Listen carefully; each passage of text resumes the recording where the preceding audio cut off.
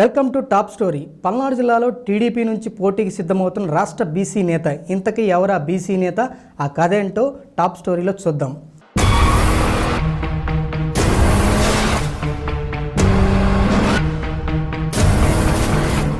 పల్నాడు జిల్లాలో రాజకీయ సమీకరణాలు వేగంగా మారుతున్నాయనడంలో ఎలాంటి సందేహం లేదు. వైసీపీకి దూరంగా ఉంటున్న రాష్ట్ర బీసీ నేత ఎమ్మెల్సీ జంగా కృష్ణమూర్తి త్వరలో తెలుగుదేశం పార్టీలో చేరనున్నట్లు సమాచారం. తెలుగుదేశం పార్టీ అధినేత చంద్రబాబు నాయుడు ఆదేశాలతో గురజాల నియోజకవర్గం లేదా నర్సరావుపేట నియోజకవర్గం నుంచి పోటీ చేసేందుకు రంగం సిద్ధం చేసుకుంటున్నారు.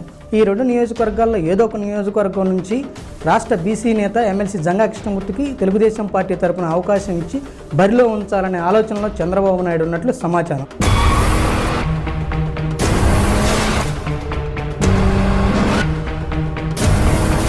ప్రస్తుతం గురజాల నియోజకవర్గంలో ఎరపతినేని శ్రీనివాసరావు గత 4 పర్యాయాలుగా తెలుగుదేశం పార్టీ తరపున పోటీ చేస్తున్నారు. ఇక నర్సరావుపేట నియోజకవర్గంలో గత ఎన్నికల్లో ఓటమి పాలైన అరవింద్ బాబు ప్రస్తుతం ఇన్ఛార్జిగా కొనసాగుతున్నారు. ఈ రెండు నియోజకవర్గాల్లో ఎవరిని బుజ్జగించి జంగాకు టికెట్ ఇస్తారో చూడాలి. దీనిపై జంగా వర్గీయులు మాత్రం జంగా ఎక్కడి నుంచి పోటీ చేసినా తమ బలమేంటో చూపించాలని ఎస్సీ ఎస్టీ బీసీ మైనారిటీ నాయకులు సిద్ధమవుతున్నట్లు సమాచారం.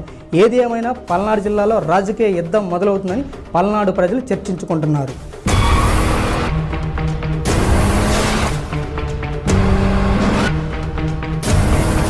బడుగు బలహీన వర్గాల ఆశాజ్యోతి బీసీ సంఘాల అధ్యక్షుడు రాష్ట్ర స్థాయిలో ఆయన దూరం చేసుకోవటం అంత మంచిది కాదని చెప్పి అందరికీ తెలుసు.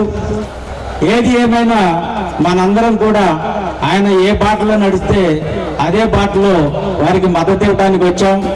ఒక్కసారి మీ అందరూ కూడా ఆలోచించి రానున్నటువంటి కాలంలో మనందరం కూడా వారి యొక్క నిర్ణయానికి కట్టుబడి వారి వెంట నడిచి వారికి మనం ఇప్పుడు దాకా ఏ విధంగా అయితే అండగా ఉన్నామో రాబోయేటువంటి కాలంలో కూడా వారికి అండగా ఉండాలని చెప్పి సభాముఖంగా తెలియజేసుకుంటా.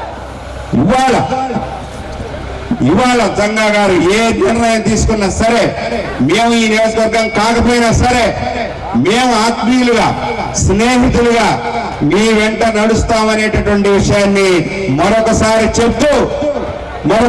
చెప్తూ తాడేపల్లికి వినిపించే విధంగా చెప్పండి. సూర్యుని యొక్క కిరణాలు మనం ఆపాలంటే ఆపలేము. ఆయన యొక్క శక్తిని అడ్డుకోవాలంటే అది ఎవరి తరం కాదు.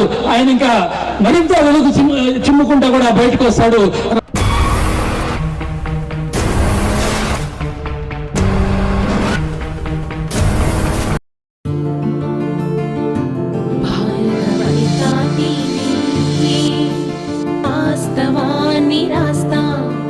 నిజాన్ని చెబుతా భారత వనితా